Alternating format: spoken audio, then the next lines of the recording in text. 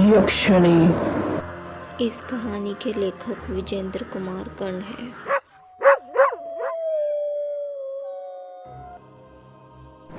सूर्यकांत टूट गया था, सूर्यकांत बिखर गया था।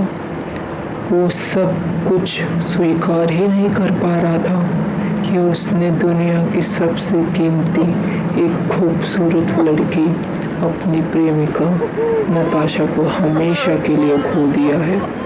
फंके से लटकी झूलती उसकी लाश को घंटों असहाय सा घूरता रहा।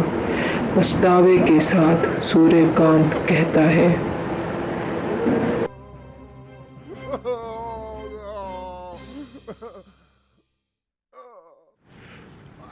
तुम वापस आ जाओ ना नताशा, मुझे माफ कर दो, मुझसे गलती हो गई। प्लीज वापस आ जाओ ना मेरे पास, मैं कैसे रहूंगा तुम्हारे बिना। तुम आ जाओ ना प्लीज।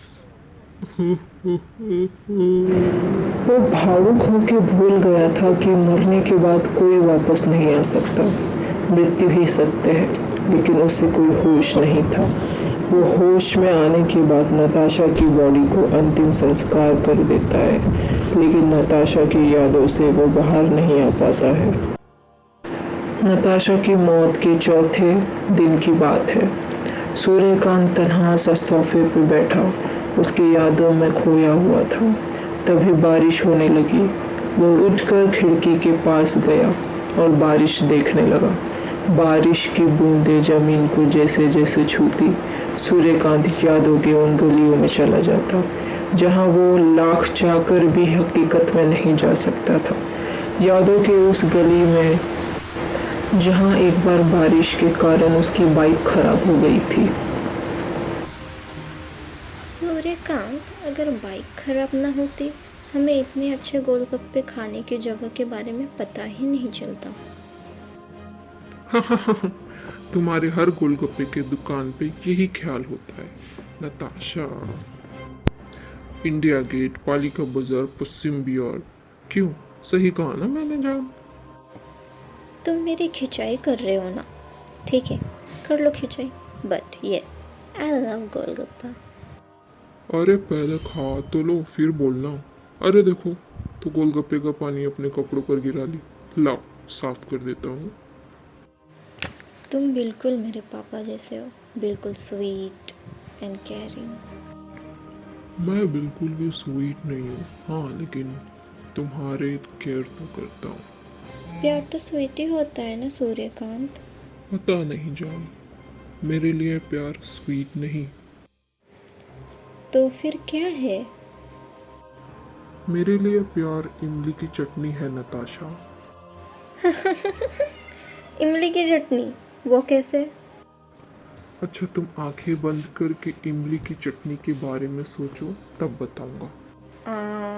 अब ये क्या है? पहले सोचो तो। अच्छा ठीक है। अरे मेरे मुंह में तो पानी भर गया, खट्टा सा स्वाद भी आने लगा। यस माय लव, यही है प्यार। प्यार इमली की चटनी सी होती है, सिर्फ सोचने भर से जहाँ एक स्वाद से भर जाता है मुंह, और आप उसी स्वाद में रहना चाहते हो। हाँ सूर्यकांत, ऐसा ही होता है जब मैं तुम्हारे बारे में सोचती हूँ।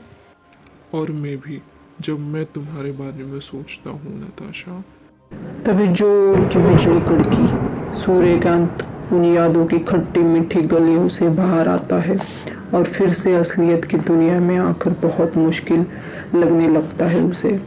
वो पछतावे की आग में। क्यों किया मैंने ऐसे? क्यों क्यों किया मैंने ऐसे? लेकिन आखिर कब तक?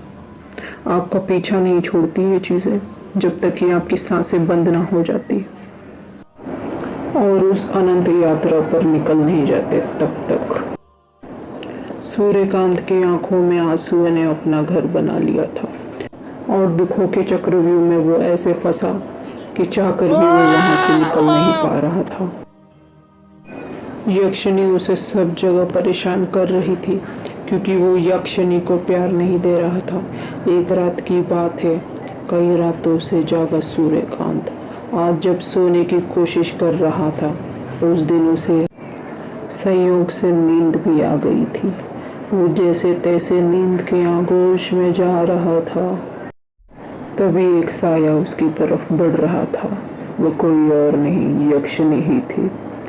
उसने उसे जगाने की कोशिश की। सूर्यकांत जागो, सूर्यकांत जागो। लेकिन सूर्यकांत नहीं जागा। यक्षिणी की आंखों में खून उतर आया। गुस्से से उसकी आंखें तपते कोयले की तरह लाल हो गई। उसने सूर्यकांत को उठाकर जमीन पर पटक दिया। फिर वो कोई मंत्र फुसफुसाने लगी और जादू से कुछ कील और हथौड़े प्रकट कर लिए। यक्षिणी ने उस कील को सूर्यकांत के हाथों में ठोके जा रही थी। एक तरफ कील ठोकने की आवाज आ रही थी, दूसरी तरफ सूर्यकांत के हाथों से खून की धाराएं बहने लगी। गहरी नींद में सोया सूर्यकांत चीखते हुए उठ जाता है। जागते हुए उसने अपनी उंगलियों की तरफ देखा, लेकिन उसकी उंगलियां तो बिल्कुल ठीक थी। उन पर ना तो खून लगा था और ना ही कोई कील से लगी हुई चोट के निशान थे। तभी उसे यक्षिणी की धीमे धीमे आवाज सुनाई दी। मुझे प्यार करो, मुझे प्यार करो। मैंने तुम्हें सब कुछ दिया है और अब मुझे मेरे हिस्से का प्यार दो। सूर्यकांत उस आवाज को सुनकर परेशान हो गया। उसने अपने कान बंद कर दिए, लेकिन वो आवाज धीरे धीरे बढ़ती जा रही थी। उसकी आवाज बहुत ज्यादा थी। चाहते हुए भी वो उस आवाज को रोक नहीं पा रहा था। उसके चेहरे की ये परेशानी पसीनों के रूप में, बूंदों के रूप में दिखाई देने लगी थी। वो वहां से भागना चाहता था। तभी उसे नताशा का शरीर पंखे से लटका हुआ दिखाई देने लगा। उसे समझ नहीं आ रहा था ये कैसे हो गया। उसने तो उसका अंतिम संस्कार कर दिया था। अचानक नताशा की गर्दन, जो एक तरफ लुढ़की हुई थी, वो सीधी हो गई। उसकी जीभ जो बाहर आ गई थी, वो भी अंदर हो गई। आंखें सीधी हो गई। यही नहीं, उसके बाद नताशा के शरीर में हलचल होने लगी। उसकी दोनों आंखें सूर्यकांत को घूरने लगी। सूर्यकांत प्लीज मुझे बचाओ, मुझे बचा लो। मुझे तुम्हारे साथ जीना है सूर्यकांत। तुमसे शादी करनी है। तुम सुन रहे हो ना मैं क्या कह रही हूँ? प्लीज मुझे बचाओ, मुझे इस रस्सी से मुक्त कर दो। मैं तुम्हें गले लगाना चाहती हूँ सूर्यकांत। सूर्यकांत सम्मोहित सा होने लगा उस आवाज को सुनकर। अचानक से उसे लगने लगा कि उसकी नताशा वापस आ गई है। वो दौड़ कर गया और पंखे से लटकी उसके शरीर को आजाद किया। नताशा ने उसे गले से लगा लिया और उससे चूमती हुई बोली, सूर्यकांत यहाँ से भागो, यहाँ से भाग चलो। उसके बाद नताशा ने अपना हाथ उसे पकड़ने के लिए कहा। सूर्यकांत ने भी अपना हाथ पकड़ने के लिए दिया, लेकिन वो उसका हाथ पकड़ नहीं पा रहा था। वो उसे गले लगाने की कोशिश भी करता है, लेकिन वो उसे गले भी नहीं लगा पाता है। उसका हाथ उसके शरीर के आर पार चला जाता है। मैं तुम्हें छू नहीं पा रहा हूँ, तुम्हारा हाथ नहीं पकड़ पा रहा हूँ।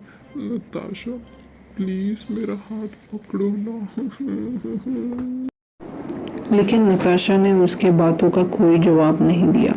उसके पीछे से यक्षिणी की हंसी की धीमी धीमी हंसने की आवाज आने लगी और नताशा का शरीर गायब हो गया। सूर्यकांत पागलों की तरह जोर जोर से चिल्लाने लगा। चिल्लाते चिल्लाते उसका गला सूख गया। उसे जोरों की प्यास लग रही थी। वो खड़ा हुआ और फ्रिज के पास जाने लगा। उसने फ्रिज का दरवाजा खोला और पानी का बोतल निकाला। तभी उसे यक्षिनी दिखाई दी। वो उसे कह रही थी वो उसे प्यार करे।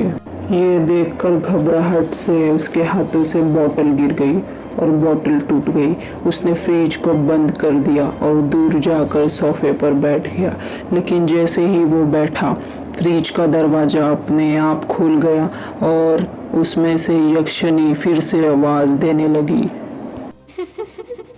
मुझे प्यार करो। सूर्यकांत अब तंग आ गया था। वो खड़ा हुआ और भागने लगा। पूरी रात वो भागता रहा और भागते भागते उसी शमशान वाली सड़क पर गिर कर बेहोश हो गया, जहाँ कभी उसने यक्षिनी की साधना की थी।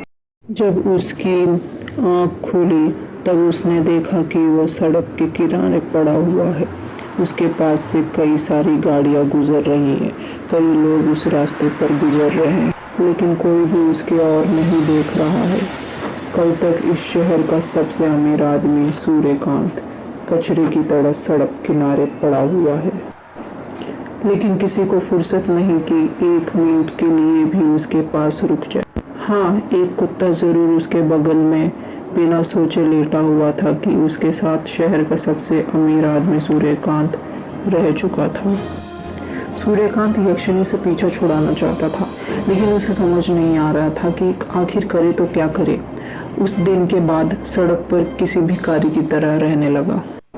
अगर किसी ने उसे कुछ खाने को दिया तो उसे खा लिया, नहीं तो वो भूखे प्यासे ऐसे ही सड़क किनारे पड़ा रहता था।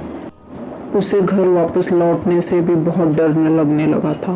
कुछ दिनों बाद जब वो इसी तरह सड़क किनारे पड़ा हुआ था, चुपचाप बैठा हुआ था, तभी उसे याद आया कि जिस किताब से यक्षिनी साधना पढ़ा था, उस किताब में ज़रूर कोई ना कोई उपाय तो होगा यक्षिनी से छुटकारा पाने का। लेकिन वो किताब थी कहाँ, उसे याद नहीं आ रहा था, क्योंकि उसने वो किताब लाइब्रेरी में भी लौटाई नहीं थी। बहुत मशक्क़त के बाद उसे याद आया कि किताब वो नई हवेली में ले गया था। उसे ये भी याद कि उसने वो किताब हवेली के तहखाने में लोहे के बक्से में छुपा के रखा है। सूर्यकांत उस हवेली में लौटना नहीं चाहता था, लेकिन उससे एक आशा की किरण उसी हवेली में उसे नजर आ रही थी और हिम्मत करके वो उसी हवेली के लिए निकल गया। क्या सूर्यकांत यक्षिनी से पीछा छुड़वा पाएगा? क्या उस किताब में यक्षिनी से छुटकारा पाने का कोई उपाय होगा? आखिर कौन है ये यक्षिनी? आगे की स्टोरी जानने के लिए लाइक करें, सब्सक्राइब करें, बेल आइकन को ज़रूर क्लिक करें एंड शेयर करें इस वीडियो को। Thank you so much for watching.